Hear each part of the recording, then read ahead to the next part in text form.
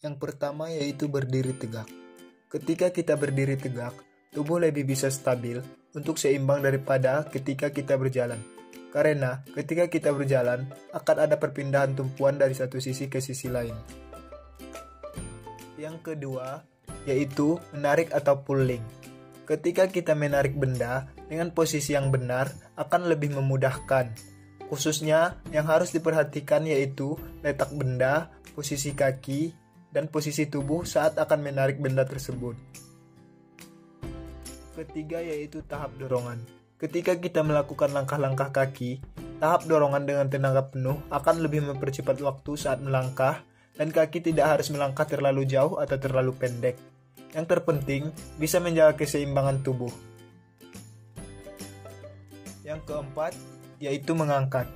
Adalah proses untuk mengurangi rasa nyeri bagian belakang tubuh, dengan syarat kita bisa memposisikan tubuh maupun otot dalam tubuh kita dengan baik.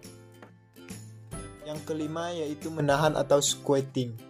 Teknik menahan ini akan selalu merubah posisi kita. Contoh, saat kita berdiri dengan posisi senderan, lalu dengan tidak senderan itu akan berbeda. Cara menahannya pun akan berbeda. Dua hal itu mempunyai masing-masing cara tumpuan yang tepat. Pertama yaitu posisi Fowler. Posisi Fowler adalah posisi yang menaikkan kepala dan dada setinggi 45 derajat sampai 90 derajat. Tujuannya adalah untuk memberi nyaman pada pasien dan juga untuk mengurangi rasa sesak napas pada pasien. Kedua adalah posisi artopnea. Posisi artopnea merupakan posisi pasien yang duduk di tempat tidur dan menyilangkan tangan. Tujuannya adalah ketika pasien sesak napas, maka dengan posisi ini akan memberikan ekspansi dada yang maksimum. Yang ketiga, posisi terlentang atau supinasi. Merupakan posisi pasien yang tidur terlentang dan kepala dibantu dengan adanya bantal.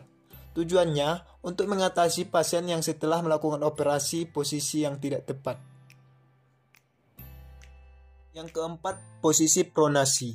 Merupakan posisi pasien yang berbaris di atas tempat tidur diikuti dengan posisi kepala yang menoleh ke samping. Tujuannya untuk memberikan ekstensi penuh seperti pada lutut atau pinggul. Dan posisi ini berguna juga pada pasien yang telah melaksanakan pasca operasi mulut atau tenggorokan. Yang kelima, posisi sim atau posisi semipronasi. Merupakan posisi pasien yang setengah berbaring. Tujuannya untuk memberikan drainase dari mulut pada pasien yang masih belum juga menyadarkan diri. Yang keenam, posisi lateral. Merupakan posisi pasien yang berbaring pada salah satu sisi bagian tubuh. Tujuannya untuk meningkatkan kelurusan pada bagian punggung dan mengurangi adanya lordosis. Yang ketujuh, posisi litotomi. Pada posisi ini, pasien akan tidur terlentang dan akan menaikkan kakinya ke atas. Agar bertujuan untuk adanya pemeriksaan alat genitalia, ada juga saat proses persalinan, serta pemasangan alat kontrasepsi. Yang kedelapan, posisi dorsal recumbent. Pada posisi ini, juga pasien tidur terlentang dan menaikkan kedua lututnya secara fleksi. Tujuannya, untuk ketika adanya perawatan genitalia atau juga adanya persalinan. Yang kesembilan, posisi genopetrokal. Posisi ini, seorang pasien akan menungging dengan kedua lututnya ditekuk serta dada juga menempel pada tempat tidur. Posisi ini bertujuan ketika adanya pemeriksaan sigmoid dan juga rektum.